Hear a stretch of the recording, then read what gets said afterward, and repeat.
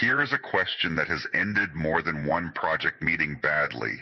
If one task on your project slips by a week, does the whole project slip by a week? Most people answer yes. Most people are wrong. On the fiber rollout we talked about last episode, the splicing crew ran 9 days late and the project finished on time. In the same program, a single pole attachment agreement slipped by 4 days and pushed the go-live date back a full month. Same project, same delay size, completely different consequences. The difference between those two tasks has a name. One of them was on the critical path. Today I am going to show you exactly what that means and how to find it. Welcome back to Project Management Fundamentals. I'm Sam Nwasimuo. Last episode we broke the work down into a work breakdown structure.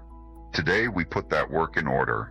We are covering project scheduling, dependencies, the critical path, float, and why your timeline is almost certainly more fragile than the Gantt chart makes it look. We will stay in telecom because a fiber build is one of the cleanest examples of scheduling you will ever find. Let's start where we left off. Your WBS gave you work packages, deliverables decomposed, each with an owner. A schedule is what happens when you take those work packages and answer 3 more questions. What activities does each package require? How long does each activity take? And what has to happen before what? That third question is the one people rush. Sequence is where projects live or die. You can have perfect estimates and still miss your date badly, simply because you sequenced the work wrong or missed a dependency nobody thought to mention. So let's talk about dependencies properly. There are 4 types, and you will use one of them 90% of the time. Finish to start. Task B cannot start until Task A finishes. You cannot pull fiber through a conduit that has not been bored yet. That is finish to start, and it is the default. Start to start. Task B cannot start until Task A starts. Once trenching begins, quality inspection can begin alongside it. They run together, but inspection cannot lead. Finish to finish. Task B cannot finish until Task A finishes. As-built documentation cannot be completed until construction is completed, and start to finish, which is rare and which confuses everybody. Task B cannot finish until Task A starts. Your legacy copper service cannot be decommissioned until the new fiber service starts carrying traffic. Now, 2 more concepts that matter enormously in the field: lead and lag. Lag is waiting time you build into the dependency. After you pour a concrete pad for a street cabinet, you wait 7 days for it to cure before you set the cabinet. That is a 7-day lag. It is not work. Nobody is doing anything, but it consumes calendar. Lead is overlap. You allow the next activity to start before its predecessor fully finishes. You start splicing at the first completed segment while boring continues further down the street. That is a lead, and leads are how experienced schedulers claw back time. But every lead you add is a risk you accept. There is another distinction that people miss, and it changes how you manage the schedule. Mandatory dependencies are the laws of physics and contract. You cannot splice fiber that has not been pulled. You cannot energize a cabinet without a power drop. These are hard logic. You do not negotiate with them. Discretionary dependencies are choices. Your team prefers to complete all design before starting any permits, because that is how they have always done it. That is a preference, not a law. Discretionary dependencies are the first place to look when you need to compress a schedule, because they can be broken. External dependencies sit outside your control. The municipality issuing a road cut permit, the utility approving a pole attachment, the railway authority signing off a crossing. You do not own these, you can only influence them, and they belong on your risk register the moment they appear on your schedule. And internal dependencies are the ones your own team controls. When a project is late, the first honest question is which category the delay came from. Teams love to blame external dependencies. Often the real culprit is a discretionary one they never questioned. Now the main event. The critical path. Here is the definition in plain English. The critical path is the longest sequence of dependent activities through your project, and it determines the shortest possible duration of the whole thing. Read that again, because it sounds like a contradiction and it is not. The longest chain sets the shortest time. Every project has one. Some have several running in parallel. Here is the practical meaning. Any activity on the critical path that slips the project. One for one. No absorption, no recovery. That is why the pole attachment delay cost us a month and the splicing delay cost us nothing. The splicing crew had slack. The permit did not. So how do you actually find it? You do a forward pass and a backward pass. In the forward pass, you walk through the network from the start, computing the earliest each activity can start and finish, given everything that must come before it. That gives you the project's minimum duration. In the backward pass, you walk from the end date backwards, computing the latest each activity can start and finish without pushing the end date. Then, for every activity, you subtract. Latest start minus earliest start. That number is called total float, or slack. It is how many days that activity can slip before it hurts the project. Every activity with zero float is on the critical path. That is the whole method. Your scheduling software does this automatically, but if you do not understand what it is doing, you will not notice when it is doing it with bad inputs.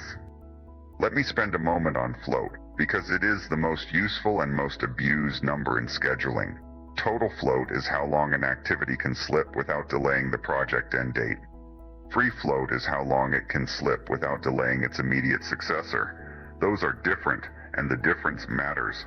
An activity might have 20 days of total float but zero free float, meaning the moment it slips, the next task slips too, even though the project end date holds for a while. Here is how experienced project managers use float.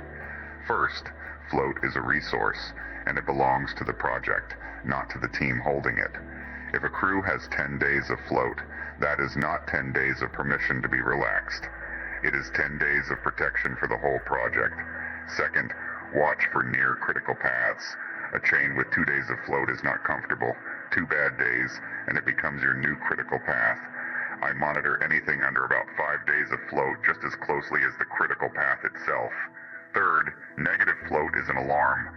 If your software shows negative float, it means you have imposed a date the logic cannot support.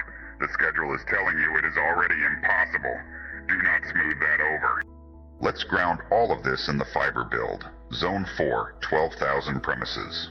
Simplified, our chain looks like this. High-level route design, 3 weeks. Detailed engineering, 4 weeks. Then permitting, and here is where it gets interesting. Municipal road cut permits take about 8 weeks. Pole attachment agreements with the utility take about 16 weeks. And we do not control that clock at all. Then construction, boring and conduit, 10 weeks. Aerial strand and lash, 6 weeks. Then fiber pulling, 4 weeks. Splicing and testing, 5 weeks. Then customer activation, ongoing. Now trace the logic. Aerial construction cannot start until pole attachments are approved. 16 weeks of external waiting. Underground construction only needs the road cut permit, 8 weeks.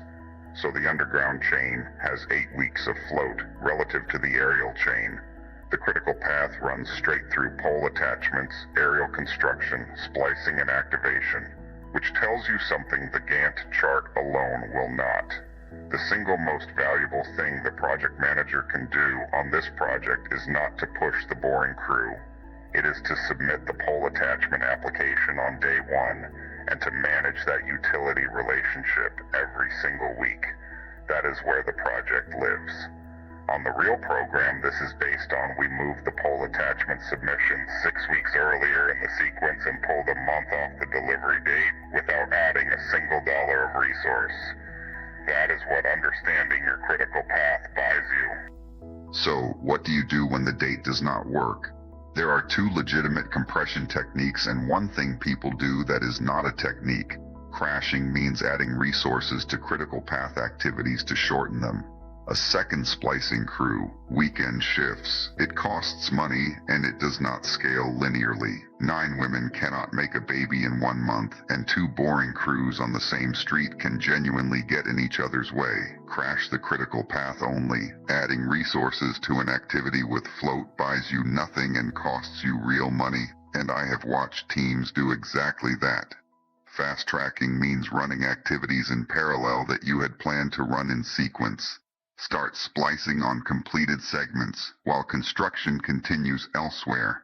It costs no extra money, but it buys risk, and specifically it buys rework risk. If the design changes on segment 3, you have already spliced it. And the thing that is not a technique, cutting the estimate without cutting the work. Telling the crew that 10 weeks is now 7 weeks, with no change to scope, resources, or sequence, is not schedule compression. It is a wish. Everybody in the room knows it, and the schedule stops being a management tool the moment your team stops believing it. Where does AI help here? 3 places genuinely. First, dependency discovery.